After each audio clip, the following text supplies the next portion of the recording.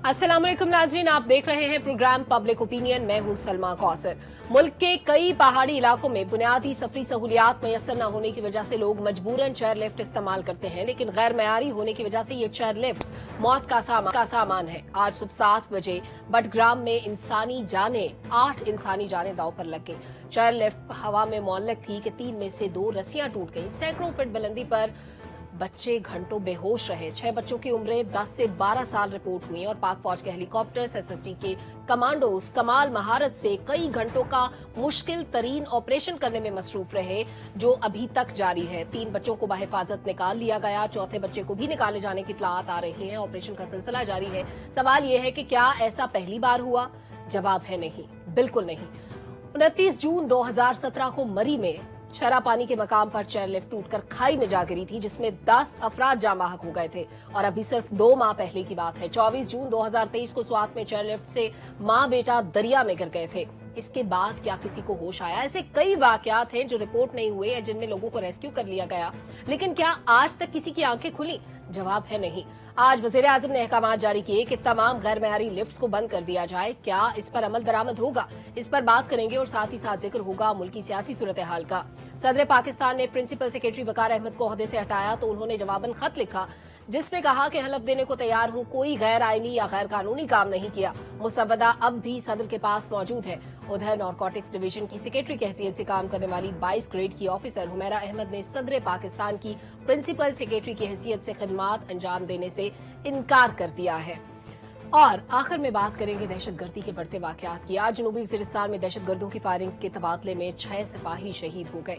माशी फ्रंट पर भी खबरें परेशान कुन है। रुपए की कदर में मुसलसल कमी आ रही है और स्टॉक मार्केट में भी 2 रोज से मंदी चल रही है। इसकी वजूहात क्या है जानने की कोशिश करेंगे। बहुत कॉम्पिटेंट पैनल हमारे साथ मौजूद है।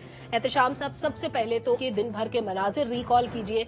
आज क्या हुआ? किस जांफिशानी से SSG के कमांडोज ने इस ऑपरेशन को शुरू किया? कई घंटे हवा में मुअल्लक रहे और फिर जब बच्चों को उतारा जा रहा था जमीन पे रेस्क्यू करके, इतनी मेहनत, इतनी मुश्किल के बाद तो हमें नारे सुनाई दिए। पाक फौज से मोहब्बत का इजहार किया गया, क्योंकि इस मरहले पर भी फौज ने साथ दिया। फौज काम आई, फौज को ही आगे आके बचाना पड़ा।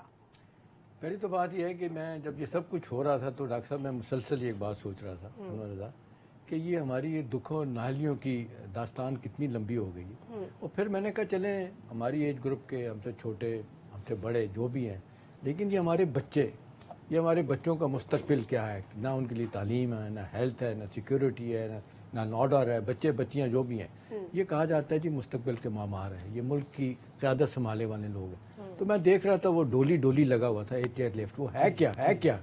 वो देखें कि वो बेचारे रोज़ाना इस पे बैठ कर स्कूल जाते हैं। इस तरह की बेशुमार जगह हैं जहाँ पे ये रस्सियों के बना के लेके जाते हैं और कई वाक़यात तो हमें पता नहीं चलते जो मिसहैप होते हैं। बहरहाल अल्लाह का शुक्र है जिस अंदाज से ये हुआ है। मेरा ख्याल है एक तो आई ओपनर है। हुकूमत को सोचना चाहिए कि इतना पैसा हेल्थ पे, एजुकेशन पे आता है, वो वैसे ही बजट 1-2%, 2.5% से ज़्यादा नहीं है, सबसे कम है, और ऊपर से खाया जाता है, इस्तेमाल ही नहीं होता। तालीम क्या मिली? बाकी आपने जो बात की है जिस तरीके से फ़ौज ने कुछ किया, तो अगर आप मुझे इजाज़त दें कहने की तो मैं फ़ौज को कहूँगा कि आपको क्या तकलीफ़ है सब कुछ करने की, इसलिए कि आपने बाद में गालियाँ खानी है। सारा कुछ आपने ही करना है। लॉ एंड ऑर्डर है, सिक्योरिटी है, सफारतकारी है, दुनिया नाले भी सब कुछ आपने करना है। फिर आपके ऊपर लोगों ने बातें ही करनी है।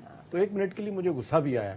फिर मैंने कहा यार देखें, अगर सारी दुनिया में यह अज़ल से अबद तक की कहानी है। कहा जाता है कि जिस मुल्क की फ़ौज है वो मुल्क सिक्योर्ड है, जिसकी फ़ौज नहीं है, आज देखो स्विट्ज़रलैंड, डेनमार्क और फिनलैंड, जो कहा जाता था कि जी इंडिपेंडेंट और नॉन अलाइन कंट्री हैं, आज वो भी कहते हैं कि नहीं जी फौज रखनी है। जापान ने डिफेंस बजट दोबारा रिवाइव किया और डॉक्टर साहब अपने बंदों को भर्ती करना शुरू कर दिया। फौज के बगैर किसी मुल्क का जिंदा रहना मुश्किल है। चलें एक्सटर्नल फ्रंट पे तो है, आपके तो इंटरनल फ्रंट पे इस कदर मुसीबतें हैं, जहाँ जहाँ वो चले जाते हैं क्या नहीं होता। अभी देखें, अभी आप बुलाएंगे पुलिस को, इस्लामाबाद में कुछ हो गया, साढ़े को नहीं होता जी फौज ने बुला लो, फौज आ जाएगी। कराची में, लाहौर में, अभी ये जो आपका सब कुछ मुख्तलिफ जगहों पे होता है। तो मेरा ख्याल है ये लोगों को भी देखना चाहिए कि भाई जब आप, मुझे भी इख्तलाफ हो सकता है उनके तरीक़ेकार पे, पॉलिसी पे इख्तलाफ हो सकता है, पर हेवन से 1 मिनट में बैठ के जिस तरीके से आप गुफ्तगू करते हैं उनके खिलाफ, थोड़ी शर्म आनी चाहिए कि वो लोग जो आपको रात दिन बचाने के लिए लगे हुए हैं, जाने दे रहे हैं। अभी आप देखते हैं दहशतगर्दी पे हम बात करेंगे, कितने जब से जब अफगान हुकूमत आई है 150 से ज़्यादा हमले हो चुके हैं, कितने लोग जाने दे चुके हैं, और कितने आज भी देखें 4 सिपाहियों ने जान दी है। ठीक है, तो मेरा ख्याल है ये वक्त आ गया कि یہ معاملات تو اپنی جگہ ہیں کہ پولیٹیکل لیڈرشپ کو سوچنا ہوگا کہ بھی ٹھیک ہے ایک جو رول ادا کر رہے ہیں ان کو اپریشیٹ کریں، کم از کم یہ ہے کہ ہر بات میں کرٹیسزم کرنا بند کریں۔ یہ جو لوگ تنقید کرتے ہیں بیجا ڈاکٹر صاحب، میں چاہتی ہوں اسی نقطے سے آپ بھی آغاز کریں کہ گالی دینے والوں کو کیا آج جواب مل گیا یا ابھی آئندہ اور واقعات کا، حادثات کا انتظار کرنا ہوگا تاکہ ہم اداروں کے رولز کو ڈیفائن کر سکیں، ہم ادارے کو کہاں کہاں یوٹیلائز کرتے ہیں، پھر کبھی ہم ان کے بجٹ پہ انگلی اٹھاتے ہیں، کبھی ہم ان کی کارکردگی پہ، ان کے کردار پہ انگلی اٹھاتے ہیں، لیکن جب ہمیں ضرورت پڑتی ہے ہمیں کوئی راستہ نظر نہیں آتا۔ دیکھیے سلمہ، آج سے 3 دن پہلے میری ساری فیملی احتشام صاحب چیئر لفٹ میں بیٹھی ہوئی تھی۔ جب مجھے یہ خبر ملی ہے تو میں تو صبح سے بچوں کے لیے دعائیں کر رہا تھا، میرے اپنے بچے 3 دن پہلے بیٹھے ہوئے تھے۔ دیکھیے 88% اس سال کا بجٹ جو ہے وہ 88% ہم سویلینز نے اپنے اداروں کے لیے رکھا ہے اور 12% ہم نے فوج کو دیا ہے۔ 100 میں سے 88 روپے میرے پاس ہیں اور 12 روپے فوج کو دیتے ہیں۔ پھر جب بچے ہوا میں لٹک جاتے ہیں تو پھر ہمیں بلاؤ فوج کو، سیلاب آ جاتا ہے، ستلج میں سیلاب آیا ہوا ہے، فوج کو بلا لو، کووڈ آ گیا تھا، ہم سے نہیں ہوتا، فوج کو بلا لو، الیکشن ہم سے نہیں ہوتا، فوج کو بلا لو، FATF گرے لسٹ سے نکلنا ہے، ہم نہیں نکل سکتے، فوج کو بلا لو۔ وہ ریکوڈیک کے اوپر 9 ارب ڈالر کا ہمارے اوپر جرمانہ کر دیا ورلڈ بینک نے، ہم سے نہیں سنبھلتا، فوج کو بلا لو۔ یہ پیغام کیا دیتا ہے؟ آپ کیا پیغام بھیج رہے ہیں؟ عام آدمی یہ پیغام لے گا کہ ہم سویلینز جو ہیں ہم کاروباری حکومت نہیں چلا سک رہے ہیں۔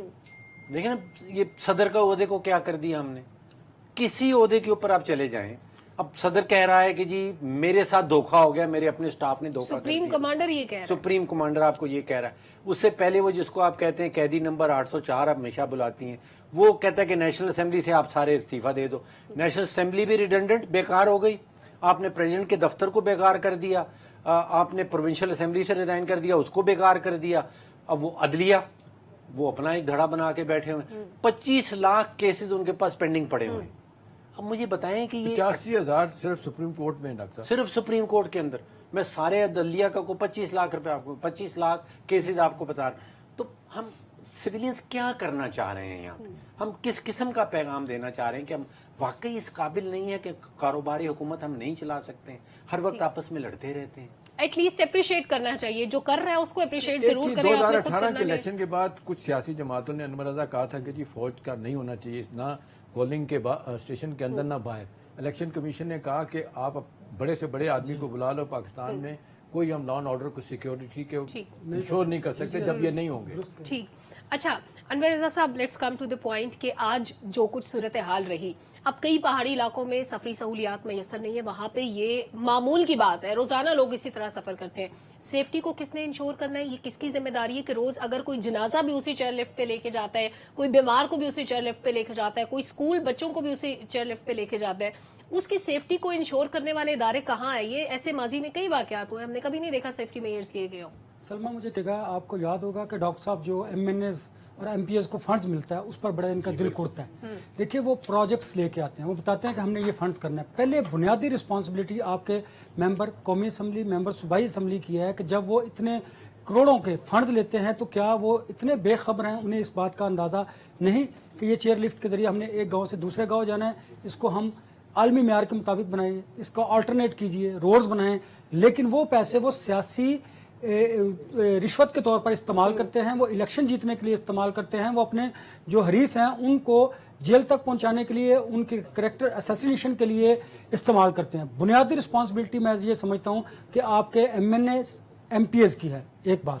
دوسری بات، آپ مجھے بتائیں کیا ان علاقوں میں جو بنیادی مسائل ہیں ان کے حل کی ذمہ داری کس کی ہے؟ پھر بات آتی ہے انہی پہ، چلے ان کو چھوڑ دیجئے۔ ہمارا پولیٹیکل سسٹم اتنا کمزور ہے کہ اس وجہ سے نہیں ہم آگے بڑھ پاتے کہ ہمیں جو یہ ڈیولپمنٹ کے ورکس کرنے ہیں، اپنے لوگ جن سے ہم ووٹ لے کر پارلیمنٹ میں آتے ہیں ان کے ہی مسائل کو حل نہیں کر سکتے، تو پھر سب سے بنیادی رسپانسبلٹی ان کی ہے، ایک بات۔ دوسری بات، یہ بات بالکل درست ہے کہ دیکھیے ہمیں، مجھے بحیثیت جرنلسٹ ہم یہ بات ضرور کرتے ہیں، مجھے فوج کے سیاسی کردار سے اختلاف ہو سکتا ہے، میں اس پر مہذب طریقے سے گفتگو کرتا ہوں، آئندہ بھی کرتا چلا ہوں گا، لیکن ہم بار بار یہ بات کرتے ہیں تو پھر آپ کے جو سویلین ادارے جو اربوں روپے، کھربوں روپے جو آپ رکھتے ہیں سالانہ اپنے بجٹ میں، उनको इतना कैपेबल नहीं होना चाहिए, इतनी उनमें काबिलियत नहीं होनी चाहिए कि इस तरह के जो हादसात हैं उनको ये सिविलियन इदारे जो हैं वो खुद इसको रिजॉल्व कर सके। लेकिन चूंकि वहां पर भी करप्शन की इंतहा हो चुकी है, वहां पर सिस्टम इतना आपका बोसीदा है, आपके पास इक्विपमेंट ही नहीं है, इसलिए आपको फौज को बुलाना पड़ता है। फौज अगर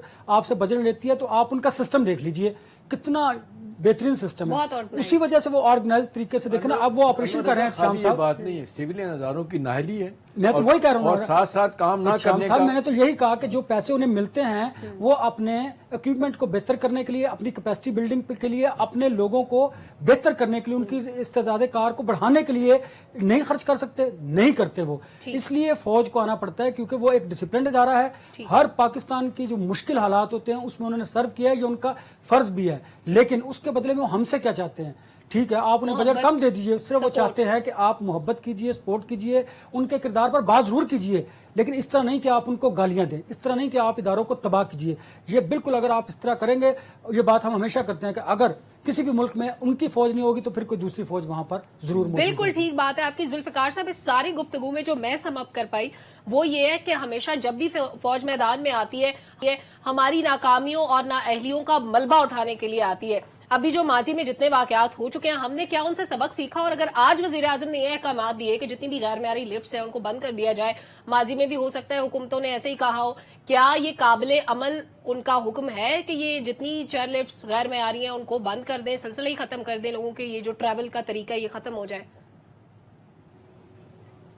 सलमा, मौत और जिंदगी रब्बे कायनात के हाथ पे है, लेकिन जब भी इस तरह का हादसा होता है तो रियासत जब रिस्पॉन्स करती है तो रियासत का शहरी उस पर प्राइड फील करता है कि मेरी रियासत ने, मेरे सिस्टम ने मुझे रिस्पॉन्ड किया है, मुझे मुश्किल से निकाला है। और आज भी जिस तरह शहरी हवा के अंदर मोहल्लक हैं, कम से बच्चे हवा के अंदर मोहल्लक हैं और रियासत उसको रिस्पॉन्ड कर रही है, तो पूरी दुनिया को एक मैसेज आ रहा है कि पाकिस्तान के अदारे और पाकिस्तान की रियासत अपने शहरियों के लिए किस हद तक जा सकती है। लेकिन बदकिस्मती ये रही है कि यहाँ पे एक हादसे के बाद दूसरे हादसे का इंतजार किया जाता है। एक हादसा होता है और उसकी रिपोर्ट, इंक्वायरी रिपोर्ट की अभी स्याही खुश्क नहीं होती, दूसरा हादसा हो जाता है। एक हादसे की जगह दूसरा हादसा लेता है, लेकिन पहले वाला हादसा और उसके असरात और मुज़म्मरात उसी तरह मौजूद रहते हैं। उसको खत्म कैसे करना है, मुस्तकिल हल कैसे निकालना है, उसका कोई सोल्यूशन नहीं होता। ये बड़ी बदकिस्मती है। जिस तरह आपने कहा कि सिविल जितने महकमे हैं उनके स्ट्रक्चर को ठीक क्यों नहीं किया जाता। यहाँ पे तो हालत ये है कि अरबों खरबों रुपए का फंड होता है, कभी अस्पताल की इमरजेंसी का डीजल खत्म हो जाता है जनरेटर का, और वहां पे मोबाइल की लाइटों से ऑपरेशन करने पड़ते हैं। आप मुझे बताएं कि इसमें किस तरह की मैनेजमेंट इन्वॉल्व है कि एक अदारे के अंदर हजारों लोग हैं तो आपको जनरेटर किस तरह चलाना है उसका नहीं पता। दूसरा यह है कि जो लोग फौज के ऊपर तनकीद करते हैं उनको नहीं पता कि दुनिया चलती कैसे है, उनको ये नहीं पता कि जिन ममालिक के अंदर ये अदारे खत्म हुए उन ममालिक की हालत क्या है। आप अफगानिस्तान को देख लें, वहां पे 49 ममालिक ने नेटो के प्लेटफॉर्म के ऊपर अरबों डॉलर खर्च किए, वहां पे अदारे खड़े नहीं कर सके। जहां पे एक दफा अदारा तबाह हो जाता है दोबारा खड़ा नहीं हो सकता। आप इराक को देख लें, आप अफगानिस्तान को देख लें, दुनिया में बहुत सारी मिसालें दी जा सकती हैं।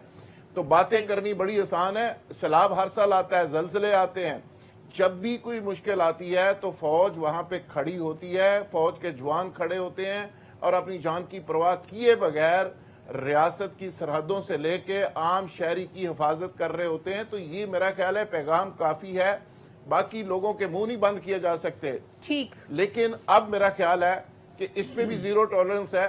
अब जो तनकीद करते हैं उनको उसका सबक भी मिल रहा है। बिल्कुल ठीक, जो लोग तनकीद करते हैं उनको इसका जवाब मिल रहा है और कौम दुआ गो है कि तमाम अफराद को बाहिफाजत रेस्क्यू किया जाए। चंद लोगों को बचाया जा चुका है और बाकी लोगों को रेस्क्यू करने के लिए ऑपरेशन जारी। एक छोटे से ब्रेक लेते हैं, ब्रेक के बाद वापस आते हैं, डिस्कशन को कंटिन्यू करते हैं। हमारे साथ रहिए।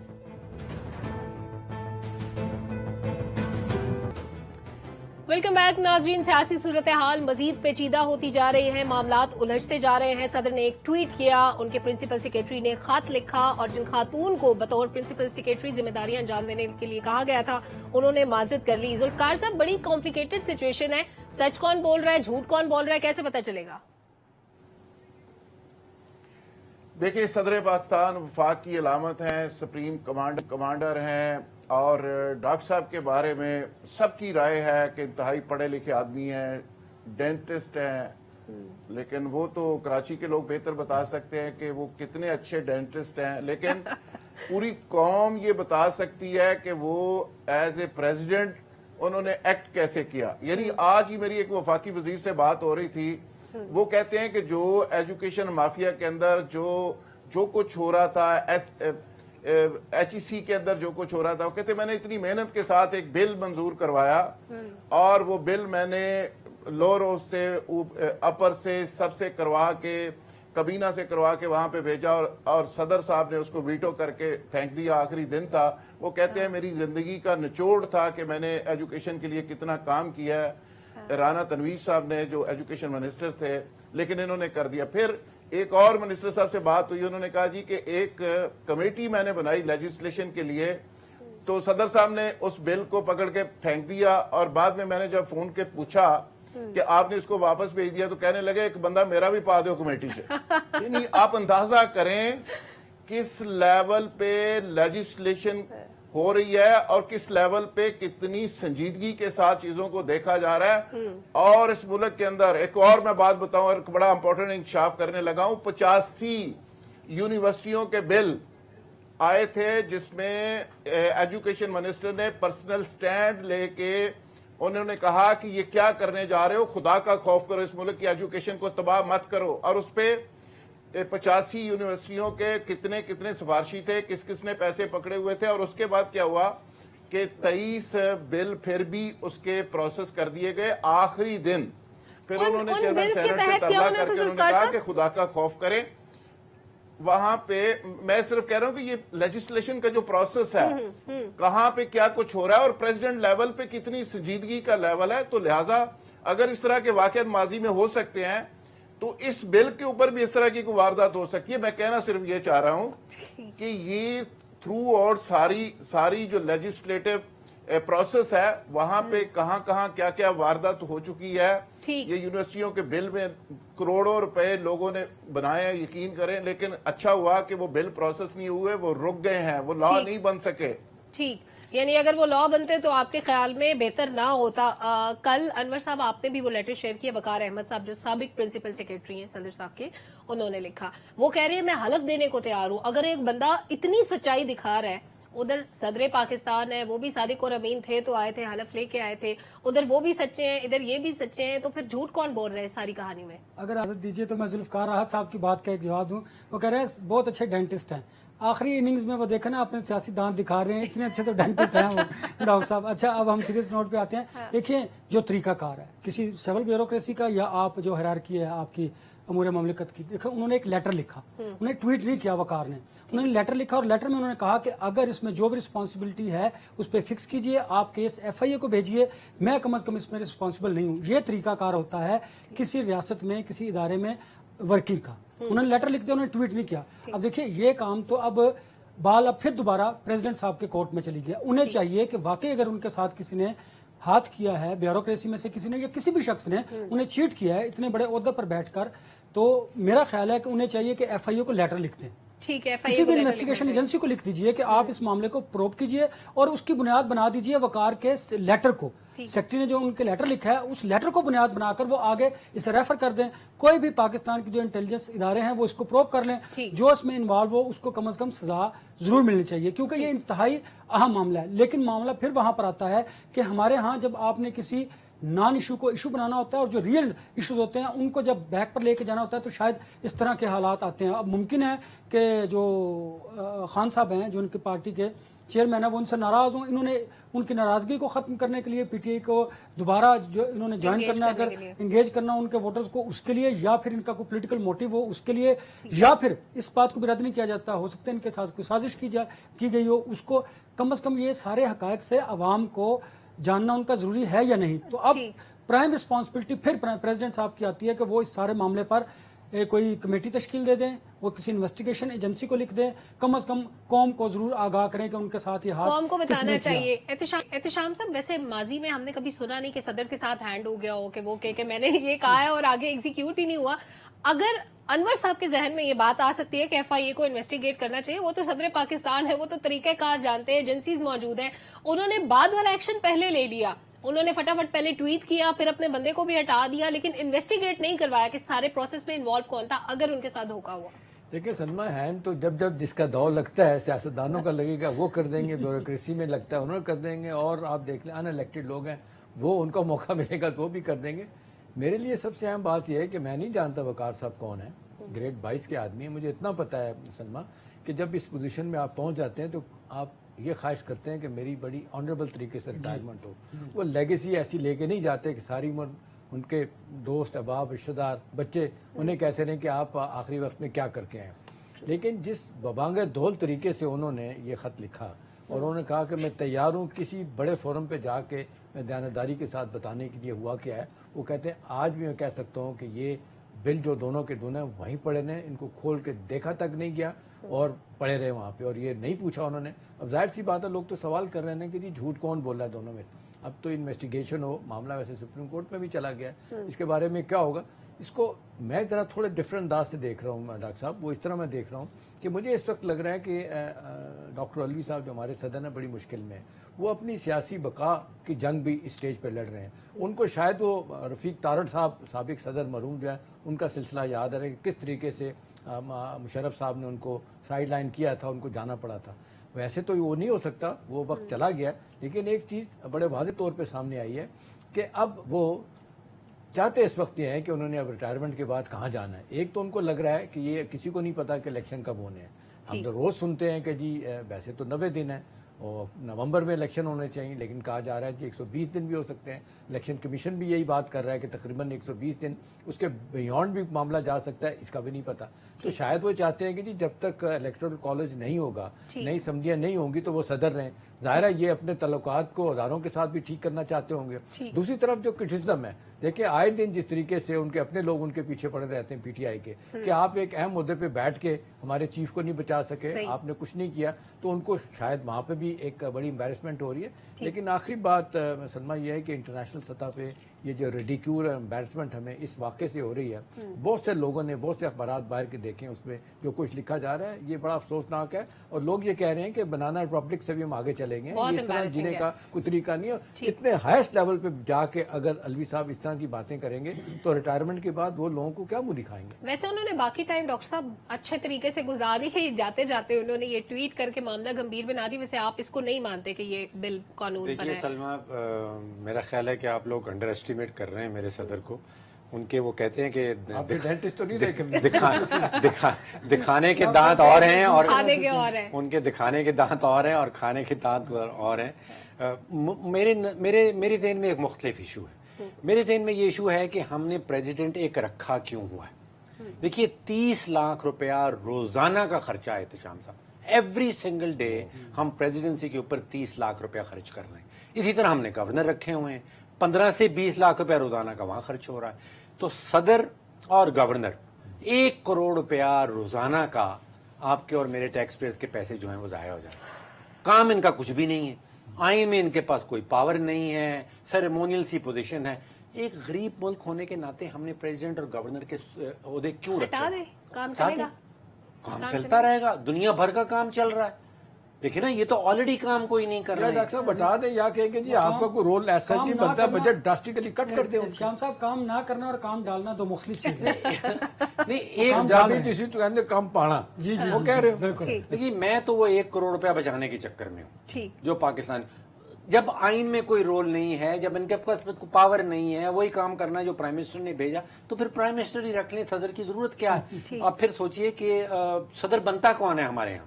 جو سیاسی جماعت جیت کے آتی ہے، وہ جس کو نوازنا چاہتی ہے اس شخص کو وہ بنا دیتی ہے. پھر وہ نیوٹرلٹی کا ایکسپیکٹ بھی ختم ہو جاتا ہے. پھر آپ کی جو پارلیمانی خود مختاری ہے وہ کمپرومائز ہو رہی ہے. پارلیمنٹ نے ایک لا پاس کر کے بھیج دیا ہے हाँ। सदर के पास कोई ताकत नहीं है। ये हमने शर्त क्यों रखी हुई है कि सदर वहां बैठेगा, 30 लाख रुपए रोजाना का खर्चेगा और फिर वो साइन करेगा या नहीं करेगा, उसने असेंट किया या नहीं किया, उसके अपने स्टाफ ने उसको धोखा दिया या नहीं दिया।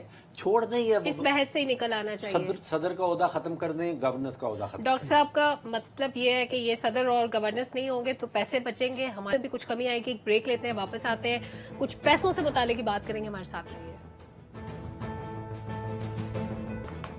वेलकम बैक नाजरीन। कुछ पैसे बचाने से मुतालिक बात हो रही थी ब्रेक से पहले, और जब IMF ने हमें पहली किस्त दी इस डील की तो स्टैंड बाय मुआहदे के तहत हम ये एक्सपेक्ट कर रहे थे कि अभी शायद हमारे इकोनॉमी के हालात बेहतर होंगे। डॉक्टर साहब, डॉलर 300 क्रॉस कर चुका है, स्टॉक मार्केट दूसरा दिन है, मंदी की तरफ जा रही है, हम क्या कर रहे हैं इकोनॉमी के साथ? आप पीछे रह गई सलमा, डॉलर तो 317-18 पे चला गया कहीं। Oh my God. मार्केट देखिए, दो सबसे बड़े इश्यूज हैं मईशत के हवाले से।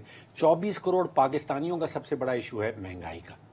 50%, 52% जो हमारी ग़िज़ाई अशिया हैं उसकी कीमत बढ़ गई। एहतशाम साहब, मैंने अपनी पूरी ज़िंदगी में एक साल के अंदर कभी 130% आटे की कीमत में इजाफा नहीं देखा।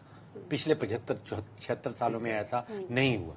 जो हुकूमत का सबसे बड़ा इशू है वो डॉलर्स का भुगतान है। उसका नतीजा आपके सामने आता है कि रुपए की वैल्यू जो गिरती चली जा रही है।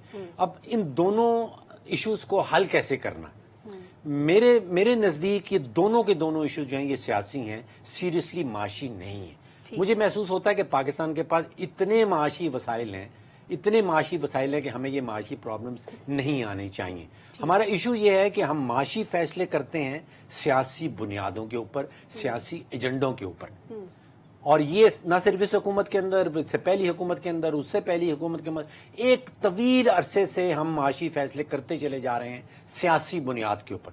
जब तक सियासत को और मईशत को अलग अलग नहीं करेंगे, और बेशुमार दुनिया के ममालिक ने ये कर दिया है कि आप सियासत करते रहें लेकिन माशी पॉलिसी जो है उसके ऊपर सियासत का असर रसूख कम से कम होना चाहिए। जब तक वहां नहीं हम पहुंचेंगे, आप सोचिए, दो सबसे बड़े दुश्मन हैं मईशत के और हमारे पाकिस्तानी रुपए के। एक तो सियासी गैर यकीनी। अब अंदाजा करें, पिछले 5 सालों में 7 तो वजीर खजाना आ चुके हैं। 7 वजीर खाना 5 सालों के अंदर। 7 FBR के चेयरमैन आ चुके हैं। 4 या 5 बोर्ड ऑफ इन्वेस्टमेंट के चेयरमैन आ चुके हैं। तो क्या वो पॉलिसी बनाएंगे, दुनिया को क्या पैगाम भेजेंगे कि हमारे यहाँ वो पॉलिसी का तसलसल है या नहीं है?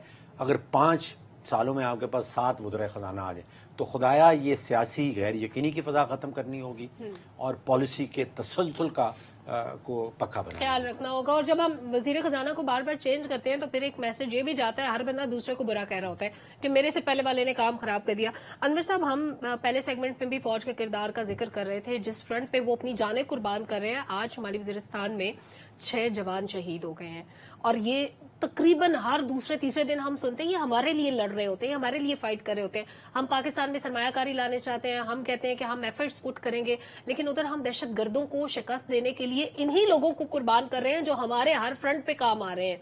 तो क्या हमारे जो हालात खराब होते जा रहे हैं उसमें हमारी गलत पॉलिसियां इन्वॉल्व है? क्या हम फौज के किरदार को अभी तक समझ नहीं पाए? क्या हमें उन कुर्बानियों का इदराक नहीं है? असल में प्रॉब्लम कहाँ है? हमारे जो सियासी फैसले हैं वो इन गलतियों, उनमें बहुत सारे कबाहतें हैं जिनकी गलतियों की वजह से हम यहाँ तक पहुँचे। उसमें अगर आप माशी सूरत को ले लें तो वो बात डॉक्टर साहब बिल्कुल ठीक है कि सियासत को और माशी सूरत को अलग होना चाहिए।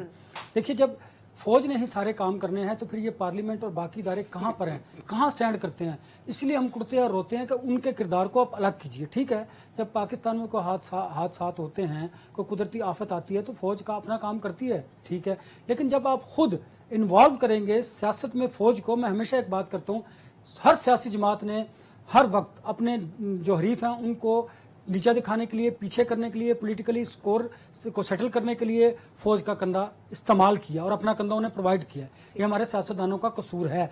जब आप ये तय कर लें कि हमने सियासतदानों ने जो भी कुछ हो जाए हमने अपने मामलात को खुद हल करना है, हमने फौज की तरफ नहीं देखना, तो यकीन जानिए हालात बेहतरी की तरफ जाएंगे। और ये बात बिल्कुल दुरुस्त है कि आप देखें ना कि जब दहशतगर्दी के खिलाफ जंग हो, पाक फौज के जवान शहीद होंगे। अच्छा, मुल्क में अगर आपने लॉ एंड ऑर्डर की सूरत को बेहतर करना है तो फौज ने आना है। अगर किसी पॉलिटिकल पार्टी ने आके चढ़ाई करनी है पार्लियामेंट पर, उस पार्लियामेंट की चढ़ाई को रोकना है तो फौज ने रोकना है। हर किरदार जब आप उनके जिम्मे डाल देंगे तो मुझे बताएं फिर उनसे भी कोई गलती होगी तो उसका गिला तो आप नहीं कीजिएगा ना।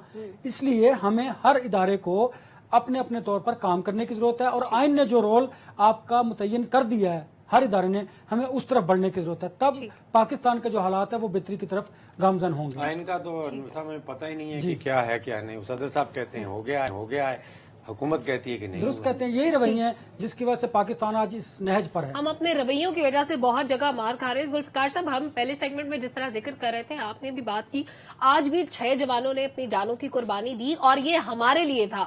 یہ بار بار کہنا, اس کو ایڈمٹ کرنا ضروری ہے کہ یہ قربانی ہمارے لیے تھی, ہماری قوم کو, ہمارے بچوں کو, ہمارے مستقبل کو سیو کرنے کے لیے تھی. ان کو کیا پڑی ہے کہ وہ جا کے وزیرستان میں لڑائیاں لڑیں ہمارے لیے اور وہ شہید ہو جائیں, ان کا گھر, ان کے بچے سفر کریں, ہمارے بچے تو آرام سے سوئیں اپنے گھروں میں. اگر ہم ان سے قربانیاں مانگ رہے ہیں تو پھر ہم ان سے گلہ کس بات کا کر رہے ہیں؟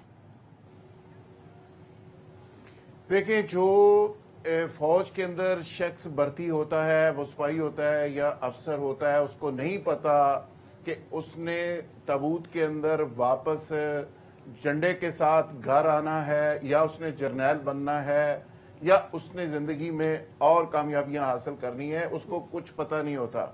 وہ اس یکسوئی کے ساتھ فوج کو جوائن کرتا ہے, اس کمٹمنٹ کے ساتھ کرتا ہے, اور اس دھرتی کے ساتھ جو اس کی کمٹمنٹ اور عشق ہوتا ہے اس کو ہم انالائز کر نہیں پاتے. ہم جب تنقید کرتے ہیں تو ہم سمجھ ہی نہیں پاتے کہ وہ جو فوج کا جوان ہوتا ہے وہ یہ نہیں سوچتا کہ میں نے بڑا ہو کے, بڑا افسر بن کے اتنے پلاٹ لینے ہیں. وہ جان دینے کے لیے جاتا ہے, اور وہ جان دیتے بھی ہیں, وہ وہاں سے بھاگتے نہیں ہیں. یہ سیاستدان یا دوسرے تیسرے لوگ جو تنقید کرتے ہیں, ان کو ایک دن بارڈر کے اوپر بھیج کے تو دیکھیں. یہ سیالکوٹ کے بارڈر کے اوپر بھیجے نا ایک رات 2 گھنٹے کے لیے, جب گولہ باری ہو رہی ہوتی ہے, تو میں دیکھوں کہ ان کی حالت کیا ہے. خیر, یہ تو ایک بدقسمتی ہے کہ جو اداروں کے اوپر جو آپ کا پرائیڈ ہوتا ہے, وہ پرائیڈ ہی اگر آپ سے چھین لیا جائے. اور یہ ایک بہت بڑی سازش ہے بائی دا وے, کہ قوموں سے اس کا جو پرائیڈ ہوتا ہے اس کو چھین لیا جائے تاکہ قوم اس پہ فخر ہی نہ کر سکے. تو قوم کے پاس, پاکستانی قوم کے پاس ہے کیا؟ تو میں سمجھتا ہوں کہ اس چیز کو ہمیں بہرحال سمجھنا چاہیے کہ یہ سازش ہے کس کی. دوسری بات, ہمارے سیاستدان جب بات کرتے ہیں, مثال کے طور پر صدر صاحب نے جب ٹویٹ کیا تھا تو میں نے اس وقت بھی کہا تھا کہ اس کا جواب کل سٹاک ایکسچینج دے گی, اس کا جواب پرسوں ڈالر دے گا. یہ جو انسٹیبلٹی ملک کے اندر پیدا ہوئی ہے, اس کا جواب پاکستان کا معاشی ڈھانچہ دے گا. چھوٹا سا معاشی ڈھانچہ ہے, وہ چھوٹی سے بیان کے اندر بھی پینک ہو جاتا ہے. اور جب آپ کے وزراء یہ کہیں گے کہ جی ڈالر تو 350 کراس کر جائے گا اور ڈالر 400 سے بھی کراس کر جائے گا, تو آپ مجھے بتائیں ڈالر کو نیچے روک کون سکتا ہے؟ پھر سٹا باز اسی وقت سپیڈ پکڑ لیتے ہیں کہ بھئی منسٹر کہہ رہا ہے, گورنمنٹ کا ایک ویل انفارمڈ منسٹر کہہ رہا ہے جی ڈالر تو 400 سے نیچے نہیں رہے گا, تو اس کا مطلب ہے کہ ڈالر نے اوپر جانا ہے. تو وہاں پہ مارکیٹ کے اندر سٹا شروع ہو جاتا ہے. تو میں سمجھتا ہوں کہ سیاستدانوں کی بھی تربیت کی ضرورت ہے کہ بیان کون سا دینا ہے اور کون سا نہیں دینا. ان کے بیانات کے نتیجے میں, ان کی گفتگو کے نتیجے میں, ان کے عمل کے نتیجے میں انسٹیبلٹی آتی ہے, اور وہی ہم بھگت رہے ہیں. ڈاکٹر صاحب جس کی طرف بار بار اشارہ کر رہے ہیں کہ پاکستان کی معیشت کی تباہی کر دی ہے ہماری غیر سنجیدگی نے اور غیر یقینی نے. ٹھیک, اور آپ کی بات سے میں ریکال کر پا رہی ہوں کہ ہمارے وزیر ہوا بازی تھے سابق, ان کے بیان کی بڑی بھاری قیمت چکائی تھی ہم نے, جو انہوں نے پائلٹس کے بارے میں دیا تھا. دنیا نے ہم پہ ٹرسٹ کرنا چھوڑ دیا تھا, ہمارا معیار کتنا گرا تھا. ان بیانات کی بڑی اہمیت ہوتی ہے. احتشام صاحب, ابھی کیونکہ ہم دہشت گردی کی بھی بات کریں, معاشی صورتحال کی بھی بات کریں, وزیرستان میں آج جو ہوا, وزیرستان میں ہم پچھلے دنوں رپورٹس بھی دیکھ رہے تھے کہ کاپر کے کتنے رچ ذخائر موجود ہیں, ہم وہاں سے کیسے سونا ڈگ آؤٹ کر سکتے ہیں. لیکن دہشت گردی کے واقعات تھم نہیں رہے. دہشت گرد بار بار دہشت گردی کا فریج جو ہے وہ سر اٹھا رہا ہے. پھر ڈالر کے ریٹ کو ہم دیکھتے ہیں, کیا اب اس کو کنٹرول کرنا ممکن ہے, اور کیا سٹاک مارکیٹ کا ریوائول آنے والے دنوں میں پاسبل ہے؟ دیکھیں, انسٹیبلٹی کی جو بات ہم سارے مل کے کر رہے ہیں, خاص طور پہ بھی ذوالفقار نے بھی یہ بات کی ہے, اور اس کی وجوہات میرا خیال ہے بتانے کی ضرورت نہیں. ہر آنے والا دن, ہر گھنٹے کا اور 2 گھنٹے کے بعد ہمیں پتہ چل رہا ہوتا ہے کہ کن واقعات کی وجہ سے ہمیں اس صورتحال کا سامنا کرنا پڑ رہا ہے. دیکھیں, اب صورتحال اس وقت یہ ہو گئی ہے کہ ابھی ہم بات کر رہے تھے کس کا کیا رول ہے, تو میں دیکھ رہا تھا انور رضا کہ وہ 2006 میں چارٹر آف ڈیموکریسی کیا تھا. اب مجھے لگتا ہے انہی 2 پارٹیوں نے بارٹر آف ڈیموکریسی کر لیا ہے اور ان الیکٹڈ لوگوں کے ساتھ کر لیا, اور ہمیں سب بھگتنا پڑ رہا ہے. زیادہ پریشان کن بات سلمہ یہ ہے کہ جو ڈالرائزیشن ڈالر ہے, آپ دیکھیں کہ جولائی کے مہینے میں $5 بلین ہم نے قرضہ لیا نیا. $5 بلین کا 1 مہینے میں قرضہ لیا ہم نے. ابھی آپ دیکھ رہے ہیں, بات ہم روزانہ جو کر رہے ہوتے ہیں, اب قرضوں کی صورتحال اس وقت یہ ہو گئی ہے کہ یہ جو عمران خان صاحب نے اپنے 3.5 سال میں 18.1 ٹریلین کا قرضہ لیا، انہوں نے اپنے 15 مہینے میں 18.5 ٹریلین کا قرضہ لیا، یعنی پی ڈی ایم کی حکومت۔ اب صورتحال یہ ہے کہ آپ کا ٹوٹل ڈیٹ جو ہے نا وہ بن گیا ہے 77.1 ٹریلین کا، جو 91% ہے آپ کی جی ڈی پی کا۔ مطلب اس طرح ریاست حکومت چل ہی نہیں سکتی، یہ ٹوٹلی ان مینیجبل ہو رہا ہے چیزیں۔ اب کون ان کو سنبھالے گا، کون دیکھے گا؟ میرا اپنا خیال ہے کہ جو ڈاکٹر صاحب ہم نے چیخیں ماری تھی، بہت ہم نے یہ کہا تھا آئی ایم ایف کے پروگرام آنے کے بعد جو میں لگ رہا تھا کہ اب صورتحال بہتر ہو جائے گی، یہ اسٹاک مارکیٹ کا نیچے جانا، ڈالرائزیشن ختم ہوگی۔ دیکھیں وہ ایک میسج اور سگنل جاتا ہے، ہمیشہ ہم نے دیکھا کہ آئی ایم ایف کے پروگرام کے جانے کے بعد ہمیں قرضے تو ملتے ہی ملتے ہیں، لیکن ایک اسٹیبلٹی کا ایلیمنٹ آتا ہے، غیر یقینی کی صورتحال میں بڑا فرق پڑتا ہے، اور پھر ہمارا انویسٹر کو بڑا ایک اسٹرانگ سگنل جاتا ہے، اور باقی انٹرنیشنل فائنینشیل انسٹیٹیوشن بھی تیار ہوتے ہیں ہمارے ساتھ کام کرنے کے لیے۔ اب یہ ہمیں جو بھگتنا پڑ رہا ہے، یہ تو صورتحال اتنی خراب ہو گئی تھی پی ڈی ایم کی حکومت کے دوران کہ آپ دیکھیں روز ہم کہتے ہیں چائنا، سعودی عرب، یو اے ای، قطر، انہوں نے بھی ہمیں کہا کہ جی ہم نے پیسہ نہیں دینا جب تک کہ آپ آئی ایم ایف پروگرام میں واپس نہیں جاتے۔ وہ چاہتے ہیں کہ فائنینشیل ڈسپلن لاگو کیا جائے، جو مجھے لگتا ہے ڈاکٹر صاحب وہ لاگو ہونے کا نام نہیں لے رہا، نتیجتاً ہر آنے والا دن ہمارا اقتصادی نقطہ نظر سے خرابی کی طرف جا رہا ہے۔ ٹھیک ہے، اور ہمیں اس خرابی کو ٹھیک کرنے کے لیے بہتر پالیسیز بنانی ہوں گی، پالیسیوں کا تسلسل بہت ضروری۔ پروگرام کا وقت ختم ہو گیا ناظرین، امید ہے آپ کو پبلک اوپینین پسند آیا ہوگا۔ اجازت دیجیے، اللہ حافظ۔